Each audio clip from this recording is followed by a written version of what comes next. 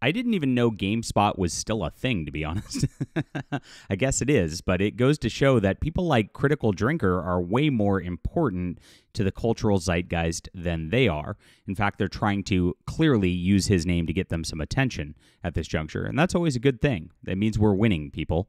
It means that these failed journalists from the mainstream media who are trying to push these creepy agendas onto everybody, onto your kids, they're a bunch of groomers, they really are losing. And I love that the culture is turning around. 2024 is the year woke died, and GameSpot writer is seething now and lashes out at Critical Drinker while attempting to push the gay agenda onto J.R.R. Tolkien's Lord of the Rings.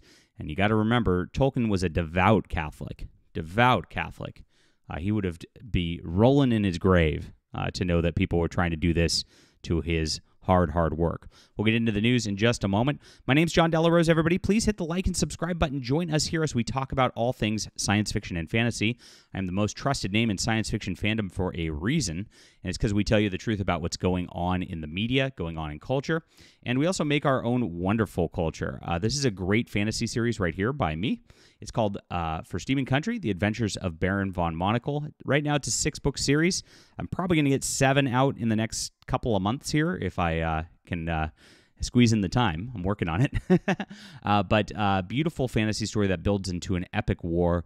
I took a little bit of inspiration from Tolkien in a way, in that Tolkien was inspired by World War I and some of those very, very harsh battles that end up causing a lot of damage. That starts to happen around book 3. I really build into it very slowly as I let the war kind of escalate.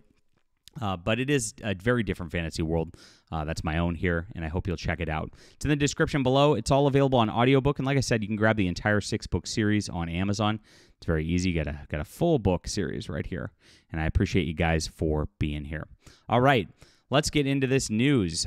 So a GameSpot writer who uses the name Jesse Earl and is a male pretending to be a female, imagine that, seethed and lashed out at popular YouTuber The Critical Drinker while attempting to push the gay agenda onto J.R.R. Tolkien's Lord of the Rings. This has been happening more and more often. I've been seeing a little bit more talk in the media trying to push Rings of Power into this because, at least in Season 1, they didn't have any gay stuff, thank God. I mean, it's like the one bar that they didn't lower at that point. But they did imply at San Diego Comic-Con that it was, quote, there in the background, that you've seen LGBTQ characters all along. And so the implication is that they're going to put it in there at some point. And that is a bastardization of Tolkien's work. Tolkien would have never done something like this.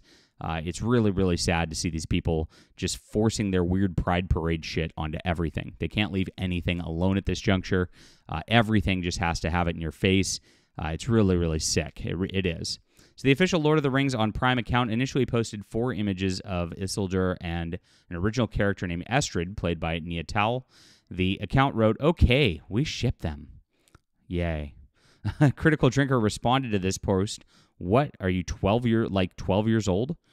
Very, very odd that they would take this kind of tack with things right here. And why would the account do this? Very, very weird stuff. But this is what they have running social media accounts at this point. Very, very odd.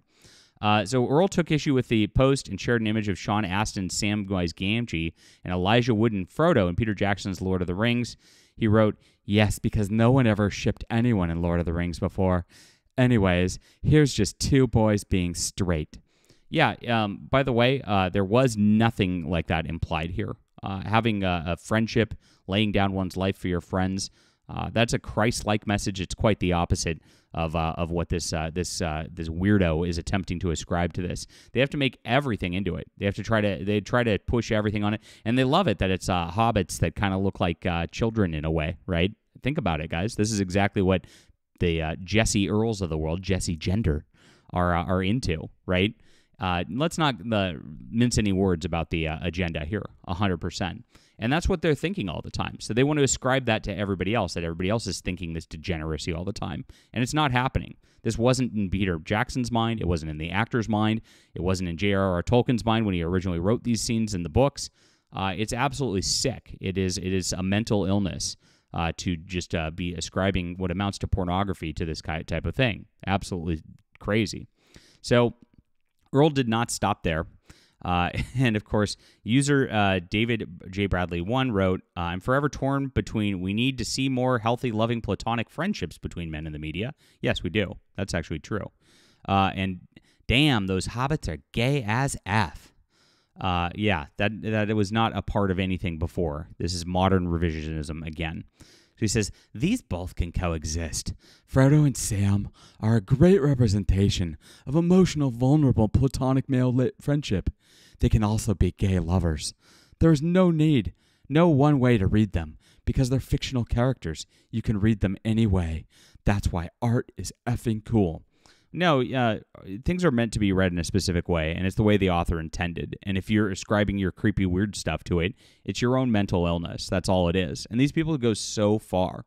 I mean, honestly, going at Critical Drinker is dumb enough because Critical Drinker makes a really great point that it is very childish and very stupid for a social media account pushing an epic fantasy that's like supposed to be this like, deeper adult fiction into some sort of like teenage girl fanfic deal. But that's the thing. I mean, Critical Drinker highlighting that shows exactly the attitudes of the Amazon Prime Video writers' room. They are just these fanfic writers who are rolling in there and just writing their own nonsense, making it their own rather than actually trying to do justice to Tolkien's vision. That's the entire problem. And it is worth pointing out every single time they make a stupid comment like they do.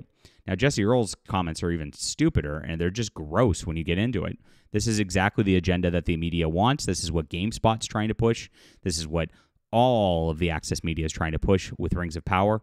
And like I said, the writers' room's thinking about it because they're just these weird fanfic writing shipper types anyway.